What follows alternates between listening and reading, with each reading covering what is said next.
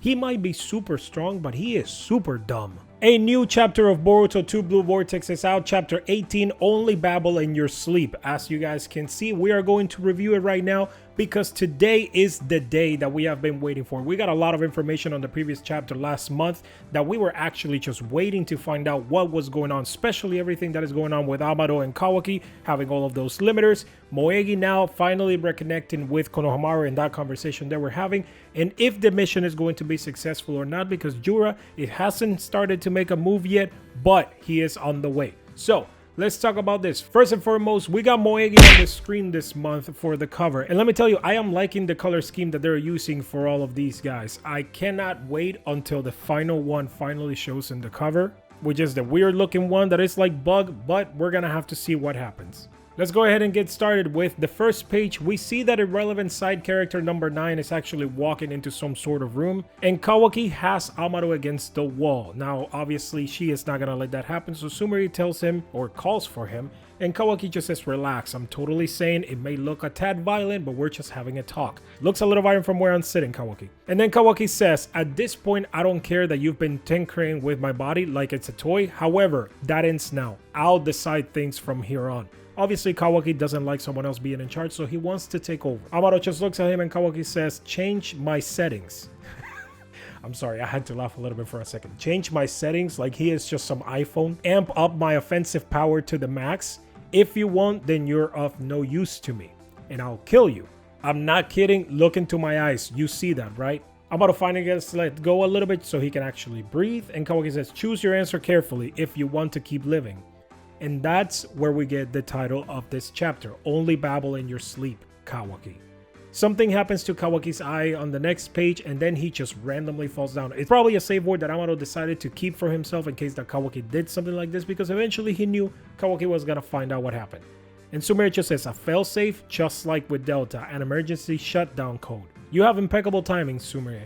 Can you help me move him? And we switch over to Konohamaru's team in the desert with the Shinju. Then Mitsuki says, Ryu, meet Yodo, the girl on the left, and the one with the blade is Araya. Is it my imagination or is she totally glaring at me? Obviously, she's not keeping the intention that she has to fight him because he took over one of their best friends. Oh, sorry, she's shy, says Sarada trying to cover it. It takes her time to warm up. Tone it down, Yodo. You're not a kid anymore. Which obviously she isn't, so she should probably know better of what's going on. And back to the important part of the chapter, the conversation between Konohamaru and Moegi. And that's the situation, which means that she probably explained everything that's going on. Konohamaru says, well, I don't know if you get it completely, but at least you seem fine physically, and your color's good. She's still kind of shy about it. I have no idea why, but for whatever reason, it seems like I was nervous. But as we talked, I started feeling more and more normal. How can that be? Konohamaru says, maybe because we just met. It's not uncommon. I feel like I'm finally my true self. I'm really enjoying talking. Says, I see, I guess. That's a good thing, huh?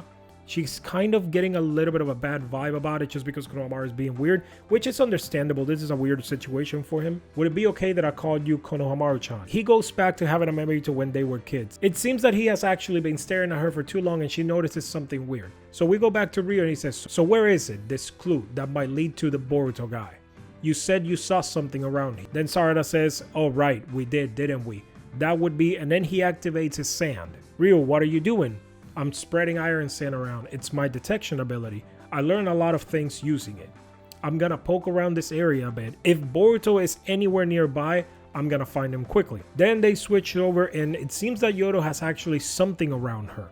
What mighty bloodlust you've got, Miss Yodo. I was right about you. Your bloodlust is off the charts. So she's actually not containing herself, which is probably going to ruin the entire mission if she doesn't do something about it. Don't let it bother you. I'm always like this. All of us ninja are. She's trying to cover it, but I don't know if he's actually going to buy it. Although he is pretty gullible, so he probably will. Hey Ryo, can I ask you something? Says Mitsuki. Konoha village considers Boruto a criminal. That's why we're hunting him down. Why are you guys looking for him? Which is actually a very smart question, and the fact that Mitsuki thought of asking that, especially because of the fact that because Ryo is so new, he probably doesn't know much of anything, he's just following whatever Jura tells him. And he answers, honestly, I don't totally understand it myself, but he apparently knows too much about stuff like the thorn bulbs. This is the type of thing that I'm talking about. He's not really supposed to be divulging this kind of information that the thorn bulbs, they shouldn't know any of this. This is crucial information regarding the Shinju, and he's just giving it out like nothing. So Sarada asks, thorn bulbs? And he says, yeah, a lot of other things too. He's become rather inconvenient for us. So Elder Jura decided to kill him. He's just rambling everything and giving them everything they need to know. Thorn bulbs. I think I remember Boruto mentioning those. Why would she say that she was talking to Boruto? I don't understand that. Maybe we can use one as bait to lure Boruto out. What do you think? And then we switch over to Kawaki again. Kawaki wakes up. Don't flip out, Kawaki, says Amado. Let's have a civil talk. I do hear your point. The divine trees are definitely a threat, and I did not foresee their emergence at all. I will have to modify your ability settings to fully offensive power form in order to stand up to them, but only on one condition. And then we see that this is either Delta or Amado's daughter, which I'm pretty sure is Amado. No, never mind. I got ahead of myself because the answer was on the panel right after. That's not Delta. She's a separate fresh clone body I prepared for Akebi to inhibit, a resurrection vessel. All I need is for you to implant this vessel with karma and my daughter can be reborn. Resurrection using Akebi's data, which I added to your karma, will resort in her existing in this world once more. I failed to recreating her soul time after time because it's an act permitted only to God. Everything I've done up until now, it's all been for this. This is my one and only purpose in life. So Amado is 100% just trying to bring his daughter back. He doesn't care how. Help me achieve this divine feat only possible via the karma. Please, I beg you, Kawaki. That's it. That's my condition. Kawaki's thinking for a second. I'll say this again. If your revived daughter turns out to be an Otsutsuki, I will kill it, no exceptions. And Kamado answers, in the unlikely event Akebi truly happens to resurrect as an Otsutsuki, fine. You can do as you please, though I'll fight you with everything I've got. Amado's not sugarcoating it at this point. He is going to protect his daughter no matter what, especially if he is actually able to bring her back. Amado, I can't accept your terms. What? Powering me up comes first. I'm not interested in creating something that might become a new enemy right now. Kawaki, please hear me out, he pleads Amado. The sequence of events is the issue, said Kawaki. Look, I swear that I will implant a karma in that clone on the premise that I might kill her right away, but only after all our current foes are wiped out. Amado says, listen Kawaki, you're currently endowed with your immortal defensive and recuperative powers. If I redirect that all to the offensive power, I can guarantee your survival. And if those bastards manage to kill you, my dreams die too. Kawaki says, hey, what I want isn't a guarantee of survival, it's the potential to kill them. So quit worrying about my welfare, Amado. I'm telling you to make me an even bigger, badder monster than them. Use any means, whether scientific or otherwise, to make me stronger beyond all limits. Divine trees, code, Boruto, you'll only reunite with your daughter after I slaughter them all. This actually surprises Amado. So we switch back to the conversation between Konohamaru and Matsuri. And she says, this is the best day of my life to get to talk so much with you, Konohamaru-chan. Well, not that I've been alive long, but still I'm so happy. Konohamaru will, and he stops her and says, wait, hold on. I'm sorry, but could you not call me that? And now this is the part where he's going to ruin the mission. You couldn't just let her call you that. I know that you're thinking about your friend, but come on, the world depends on this. And you're honestly going to stop it? I'm getting ahead of myself. Let's go back and see what happens on the next page. And she asks, why? What's wrong? He says, there's only one person who calls me that. So you see, it surprises me too, but it's giving me goosebumps. You don't mind, do you, calling me just Konohamaru?